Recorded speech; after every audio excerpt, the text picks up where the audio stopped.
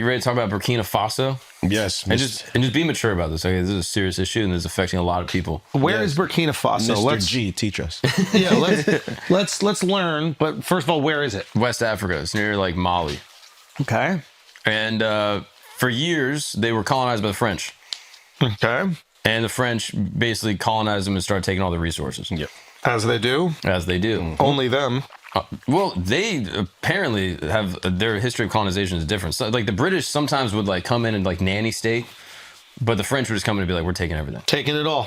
So then they get independence in the 60s, but the French leave, but then prop up a bunch of their backed politicians that then run the country and just kind of siphon off all the resources to the French. Right. Also, the U.S. kind of comes in, starts siphoning off resources.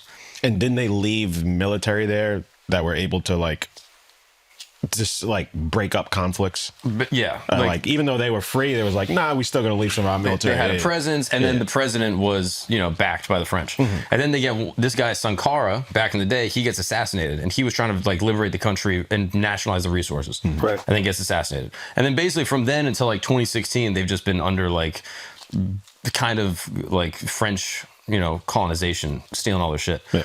And then in 2022, this dude comes in and says, "Nah, fuck that." What's his name?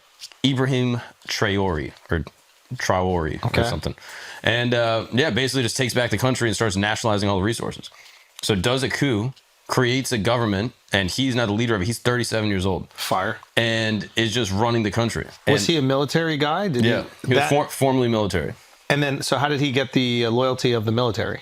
Basically, he was just like, yo, this is fucked up what they're doing. All these presidents are like Manchurian candidates, siphoning off our resources, leaving our country in squalor. Burkina Faso has like historically the lowest GDP, or like of the lowest GDPs. 40% of the country lives below the poverty line. Everyone's struggling, but they have the fourth most gold of any African country. Just getting crushed. And they're like, what is happening? Why does this keep happening to us? And so then they do a military coup, and then the guy that leads military coup ends up getting ousted by him. So it's like a coup of a coup. Oh, shit. Of another coup. Like there's just like all these different coups. And so he eventually gets appointed by like the coup board. And they're basically like, yeah, Ibrahim's going to run it. And now everyone... Why did the first guy get kicked out? Do you know? They were unsure of his loyalty. And then also he wasn't going hard enough on the jihadists. So there's two problems happening in Burkina Faso, where the one is like the French occupation. And then the other thing is you have jihadists coming in from like Mali that are now displacing all these people in Burkina Faso. So they're coming through, like 2 million people have been displaced, thousands of people have been killed by this like militant Islamist regime trying to create like an Islamic state. What's their name? They're connected to Al-Qaeda and ISIS. They have like super specific like, sets. Like I don't know what the clique specific name is. But yeah, basically he's come through and be like, yo, we're nationalizing the gold, we're kicking all the jihadists out, and we're going to make Burkina Faso great again. There's been like 2 assassination attempts on his life. Oh, yeah, so far, like that we know of. And they've tried to like coup him. So he got super popular recently in April because they tried to do a coup on him, and he was like, nah, fuck that. So now what happens internally is that you have people within like your own regime trying to take you out. So there's other people vying for power, like people that helped you get to your position, now trying to take you out. Yeah. So now he's creating a system. I don't even understand how they're doing it. There's not even a ton of coverage on this. It's like hard to find. And he's basically like quelling internal coups and basically appointed himself as like the leader of the country. Holy shit. Kind of did away with like the democracy. Hit a quote where he was like, democracy's never progressed a country. No country's ever developed under democracy. We need like a strong king to like rule the shit. And it seems like he's doing it. So the people of Burkina Faso are like pretty stoked on it. And now this like authoritarian kind of thing is like spreading through Africa, where people are like, we need this in every former colonist state, because all of Africa has been now like beholden to their colonial ancestors, or their parents rather. I imagine in the near future, there will be no buying of the rights to your natural resources. There will only be partnering.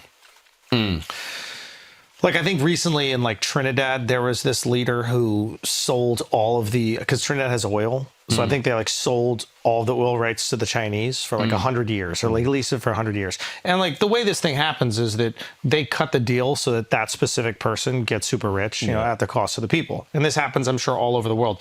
But I imagine like as, maybe one of the benefits of globalism is that there'll be these like international policy like laws in place that will protect the colonial countries from doing this. But at the same time, these smaller countries do need the investment for infrastructure. So if you've got all this oil, and you need to find a way to get it out, but everybody's living in poverty, you need investment. So it can operate in a similar way to, I'm trying to think, like, I mean, UAE is, in my opinion, the best example of this. okay, give me. So, like, their British mandate, the English control the whole area. And it's not even UAE, it's just all the separate emirates. And then they find oil in the 50s. And then Sheikh Zayed brokers a deal with the British and is like, hey, we're going to give you the oil. At first, they started just taking the raw oil, not refining it in the country, not helping the people, just getting all the oil out of there. And he goes, no, we're going to come together, unite all the emirates, and then nationalize the oil and refine it all here, and then partner with BP so you guys get rights. And then partner with the US, Exxon, all them, you guys get rights to the oil. And then that's where the petrodollar comes from. So like, hey, we're all going to trade our oil. We're going to give you guys good deals. We're going to partner with you guys, and we're down to play ball, but we're going to help our people first. And was diplomatic enough to make it work. Like, he didn't get ousted or, replaced. Yeah. I mean, there's a way where it's actually cheaper for the colonial countries to do this, because they're like, hold on. So you'll organize it, stop all the warring factions, because if there's war in the country, we can't extract the oil. If we have to worry about jihadists blowing some shit up or a coup happening, it stops the oil from coming. So there's a certain amount of like money that you have to pay for protection for your goods. So it's probably cheaper to have a leader that will give you access, and then that leader goes, okay, how much are you paying to protect all this shit? Okay, well, you don't have to pay that anymore because I'm going to protect it, but I want that delta. Yeah, but So historically, the cheapest thing was, let's just put our guy in who's going to give us everything. Yes, and now it looks we'll make like him a millionaire. Yeah. And we'll just take everything. But now the make people guns. are going, they're educated enough, and maybe the internet is available enough where people go, okay, this isn't fair, and we're getting fucked. Yeah. And there's other examples, I guess, in Africa or even the Middle East where like there's a different system that actually benefits the people. Yeah. But then when you have situations like this happen, then they just take them out, like Gaddafi. That is, yeah, I mean, that happens all around the world. But now maybe there's enough security where you don't get to do that.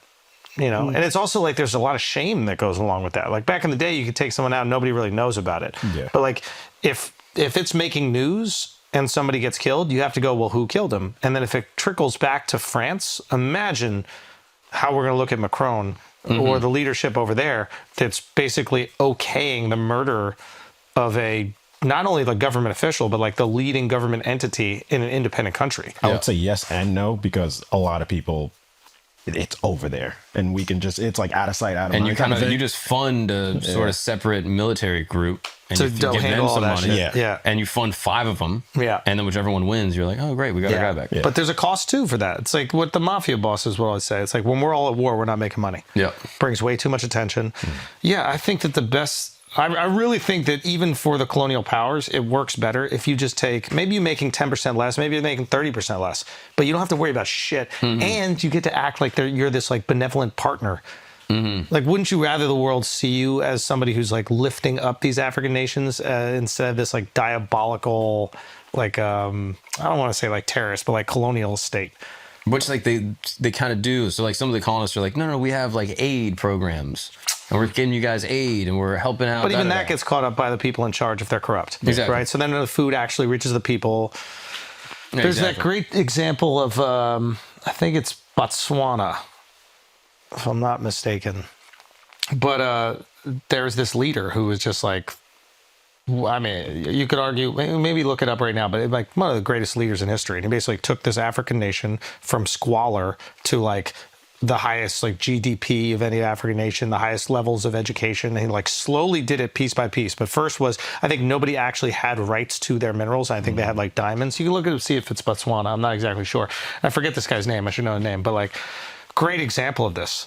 Like you can do it. You can pull your country out of extreme poverty, but you cannot do it without the natural resources. Yeah. Like the number one, like, because if without that, you just have nothing to pull from. What are you going to do? Tourism? Nobody wants to go there. People are getting shot. They think your country's full of AIDS. They think. They think. No, but like, unfortunately, that is the perception, right? So people aren't going for like cute little vacations over there. Right. One of the reasons why we can go to the Caribbean and all this kind of stuff is because we're like, oh, it's safe. Yeah. And But Burkina Faso's in a tough spot because they're landlocked. So they require and rely on all their neighboring countries for like transportation. Botswana too. Ah, interesting. Yeah. So it's those are the ones that are most difficult because they're also easily invaded. Yep. You're You just know? so dependent on the people around you. Can you check to see if it is that guy? And then what's interesting is that a lot of the people in Burkina Faso now, Ibrahim is kind of like partnering with the Russians a little. Oh boy. Like trying to, get some infrastructure, trying to like cozy up with them because you kind of do need You need a daddy. you need a little bit of a partner. Yep. And so now Russia's like, hey, you've been screwed over by the French, the Americans, da da da. And the American diplomats are like, hey, this coup thing is crazy. And the Russians are kind of helping them out. Yes. What is it? Suretse Kama? Yeah, Kama. And it was Kama's elected as first president. And then he was just like, there's a great YouTube video I watched on it. And like some of these guys do these like really in-depth, historical accounts on YouTube, like really like well-researched with imagery and all this stuff. But this guy, Kama, I think he's no longer in power. And I think the guy who followed him, there isn't like tons of support. But I imagine he was in power for years. I think he had like a white wife too. And that was a little bit. Snow bunnies, man. Yeah, he got snowbuddied a little bit. I think he was educated in England, if I'm not mistaken. I just hope we start seeing more of this happen in Africa and the countries just get their resources back because there's so much wealth in Africa and it's just being fucking. Well, that's why. No, I know. Yeah, but yeah, you get people partnering, and like the tricky thing is you kind of need these people to be educated outside of their country. Because if they're educated within their country, they're probably part of the propaganda machine that's kept people at bay. So it's almost like you want them to go to the colonial powers so they can learn what happened to their country in the most effective way. And then like go to these like institutions like Oxford or Harvard or that kind of stuff. And like you'd like study business or geopolitics and you learn how trade actually works. And then you can start to broker these deals and build these relationships with the other countries. Yeah. And especially right now where like everybody's terrified of the value of currency. Like I think gold is at like $3,000 a pound or something in the same price. So right now is the perfect time to own your fucking gold rights. Yeah. Wow. That's fascinating. Yeah, because that's the hedge against currency. Yeah. And he's hooking up the farmers too. He's like giving farmers free tractors. Like he's like, so far it seems like everyone likes him. Yeah. This is since 2022. Yeah. What he does with this sort of unchecked power, we shall see. That's the thing. You need someone who's like truly benevolent. Yeah. Can you make sure that I was right about that Botswana guy? I don't want to get that wrong. And then I think there's like a movement in See South if he's got a Africa. white There's wife. a YouTube It's a video movement called in South Suretse Africa Kama, that Life they're and trying Legacy of to- Africa's Best President Ever. So Yeah. what was that? That's the one. It might be, but there's a few that have been done on it. But it's specifically like what he did. Like at a certain point, there was like invasions. He's like, okay, well, the first thing was after naturalizing, it was investing in education. He's like, because an educated populace is going to continue to innovate and. His wife was white, it looks like. Yeah. Like he had this like step to being a first world country or whatever it is, and like he fucking knocked it out of the park, you know. But naturally, having the resources was amazing. I think at one point Botswana was like part of Zimbabwe or something like that. But like he had to worry about invasions. He's like, okay, now we have to invest in military. Like he just went through the process, and he had enough support from the people. And it's possible. Yeah. I guess that's the point. Is like it is possible. Just got to be immune to that corruption, though. And that's hard, You bro. get a seat at the table, and they're like, bro, Yeah, no, that's rough. let's just give you everything you've ever wanted. That is Like, he rough. grew up in a town of 2,000 people in the middle of Burkina Faso, one of the most poor countries ever. And now people are going to him being like, yo, let's do a deal. Let's work this out. You'll be a millionaire, da-da-da, billionaire. And you got to be able to be like, nah, I'm good. I'm going to help my people. I mean, what if you're that guy? What you got something, Joey? Oh, that's right. What you were saying. So, like, what if there's I think about this all the time with Bukele. I would love to have the El Salvadorian president on it because it's like, Did you see I think it's him, but he just got caught selling a bunch of coke. Bukele? I'm pretty sure. What? I would look that up Yeah, look it up. So it's like before I congratulate him. he owns some coffee business in Miami, and it was a huge bust of like $30 million worth of cocaine that was supposed to be shipped to Germany. Like these motherfuckers are crazy. But check that, just double check. But I'm pretty sure that was. And it's like Western media isn't covering it. Only like Latin American news is covering it, and they're trying to keep it like super hush hush. And So he's doing what the CIA did to his country here. Nice. Yeah. That's that get back. Yeah. Like, or what we did in Afghanistan where we took all the heroin fields. yeah, exactly. Yeah, don't sell it in your own country. But if Canada can sell asbestos to Thailand, then why can't El Salvador sell coke to some other countries? Like, it's what we tell people all the time. Like, the issue is taking advantage of your own people so that you can get rich. fucking over other people, we seem to look the other way.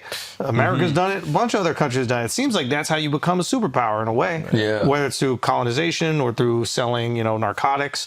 But like, there's a market for this shit. The problem is when it just completely erodes the fabric of your society.